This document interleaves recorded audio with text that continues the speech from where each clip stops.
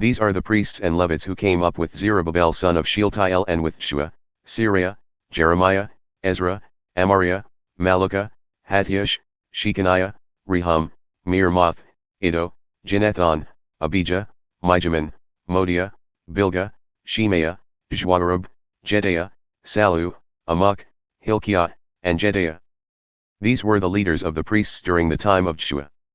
And the Levites, Jeshua, Binnui, Kadmiel, Sherebiah, Judah, Mattaniah, with his brothers, was in charge of songs of praise, and their brothers Bakbukiah and Unni stood opposite them in the services of worship.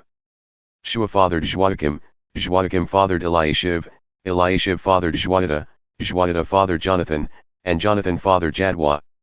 During the time of Joiakim, these were the heads of the priestly families, of the family of Seraiah, Miniamin, of Jeremiah, Hananiah, of Ezra, Meshullam, of Amariah, Jehohanan, of Malluch, Jonathan, of Shecaniah, Joseph, of Rehum, Adnah, of Meremoth, Hilkiah, of Iddo, Zechariah, of Ginnethon, Meshullam, of Abijah, Zichri, of Miniamin and Moadiah, Piltai, of Bilgah, Shammua, of Shemaiah, Jehonathan, of Joiarib, Mattaniah, of Jedaiah, Uzzi, of Sallu, Kelai, of Amok, Eber, of Hilkiah, Hashabiah, and of Jedaiah, Nethanel. During the time of Eliashib, Joiada, Johanan, and Jaddua, the Levites were registered as heads of families. During the reign of Darius the Persian, the priests were registered. The Levites who were heads of families were registered in the book of the Chronicles until the time of Johanan son of Eliashib. These were, Hashabiah, Sherebiah, and Jeshua son of Kadmiel.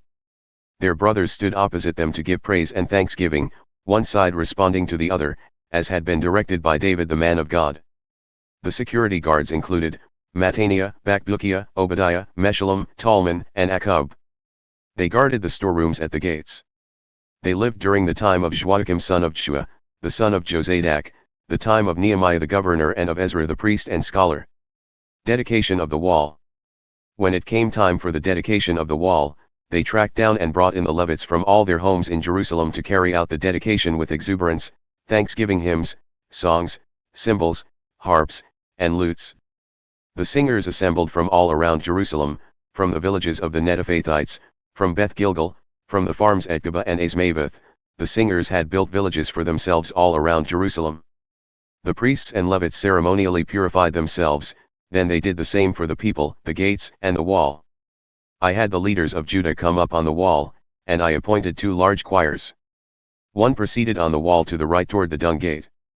Hashiah and half the leaders of Judah followed them, including Azariah, Ezra, Meshullam, Judah, Benjamin, Shemaiah, and Jeremiah. Some of the young priests had trumpets. Next, playing the musical instruments of David the man of God, came Zechariah son of Jonathan, the son of Shemaiah, the son of Mattaniah, the son of Micaiah, the son of Zachar, the son of Asaph, and his brothers Shemaiah, Azarel, Milalai, Jalaliah, Maai, Nethanel, Judah, and Hanani. Ezra the scholar led them. At the fountain gate they went straight ahead, up the steps of the city of David using the wall stairway above the house of David to the water gate on the east. The other choir proceeded to the left. I and half of the people followed them on the wall from the Tower of Furnaces to the broad wall, over the Ephraim gate, the Shinnah gate, the Fish gate, the Tower of Hananel, and the Tower of the 100 as far as the Sheep gate, stopping at the prison gate. The 2 choirs then took their places in the temple of God. I was there with half of the officials, along with the priests Eliakim, Maaseiah, Miniamin, Micaiah, Elioenah, Zechariah, and Hananiah with their trumpets. Also Maaseiah, Shemaiah, Eleazar, Uzzi, Jehohanan, Malchijah, Elam, and Ezra. The singers, directed by Jezreiah, made the rafters ring. That day they offered great sacrifices, an exuberant celebration because God had filled them with great joy. The women and children raised their happy voices with all the rest. Jerusalem's jubilation was heard far and wide. That same day men were appointed to be responsible for the storerooms for the offerings, the first fruits, and the tithes. They saw to it that the portion directed by the revelation for the priests and Levites was brought in from the farms connected to the towns. Judah was so appreciative of the priests and Levites and their service, they, along with the singers and security guards, had done everything so well, conducted the worship of their God and the ritual of ceremonial cleansing in a way that would have made David and his son Solomon proud. That's the way it was done in the olden days, the days of David and Asaph, when they had choir directors for singing songs of praise and thanksgiving to God. During the time of Zerubbabel and Nehemiah, all Israel contributed the daily allowances for the singers and security guards. They also set aside what was dedicated to the Levites, and the Levites did the same for the Aaronites.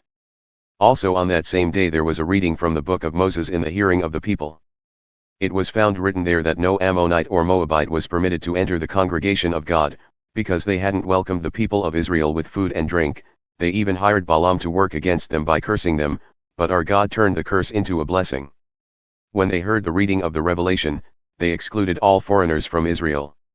Some time before this, Eliashib the priest had been put in charge of the storerooms of the temple of God. He was close to Tobiah and had made available to him a large storeroom that had been used to store grain offerings, incense, worship vessels, and the tithes of grain, wine, and oil for the Levites, singers, and security guards, and the offerings for the priests. When this was going on, I wasn't there in Jerusalem. In the 32nd year of Artaxerxes king of Babylon, I had traveled back to the king. But later I asked for his permission to leave again. I arrived in Jerusalem and learned of the wrong that Eliashib had done in turning over to him a room in the courts of the temple of God. I was angry, really angry, and threw everything in the room out into the street, all of Tobiah's stuff. Then I ordered that they ceremonially cleanse the room. Only then did I put back the worship vessels of the temple of God, along with the grain offerings and the incense. And then I learned that the Levites hadn't been given their regular food allotments. So the Levites and singers who led the services of worship had all left and gone back to their farms. I called the officials on the carpet. Why has the temple of God been abandoned? I got everyone back again and put them back on their jobs so that all Judah was again bringing in the tithe of grain, wine, and oil to the storerooms. I put Shelemiah the priest, Zadok the scribe, and a Levite named Pedaiah in charge of the storerooms. I made Hanan son of Zaccur, the son of Mattaniah, their right-hand man.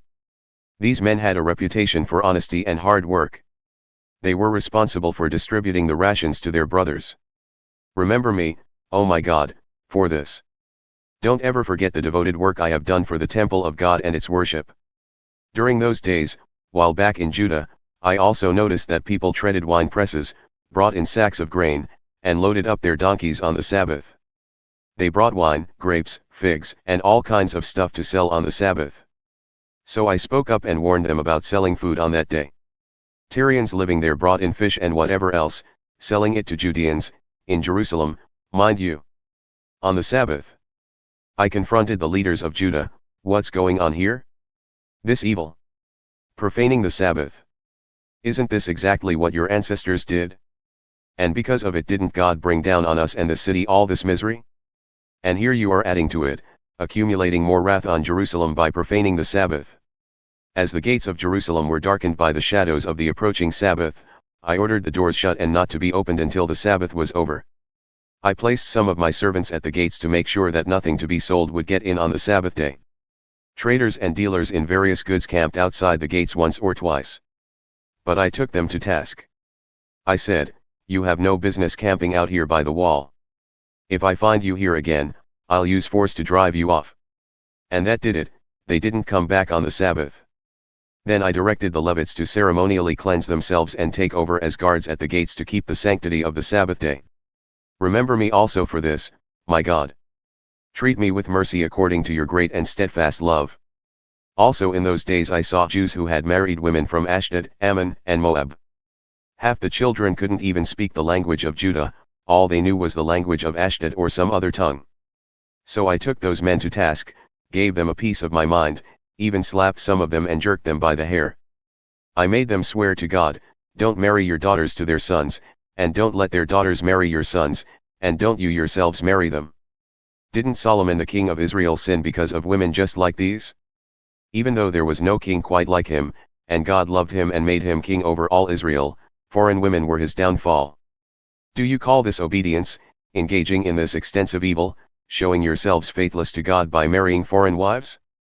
One of the sons of Joiada, the son of Eliashib the high priest, was a son-in-law of Sanballat the Horonite. I drove him out of my presence. Remember them, O my God, how they defiled the priesthood and the covenant of the priests and Levites. All in all I cleansed them from everything foreign. I organized the orders of service for the priests and Levites so that each man knew his job. I arranged for a regular supply of altar wood at the appointed times and for the first fruits. Remember me, O my God, for good.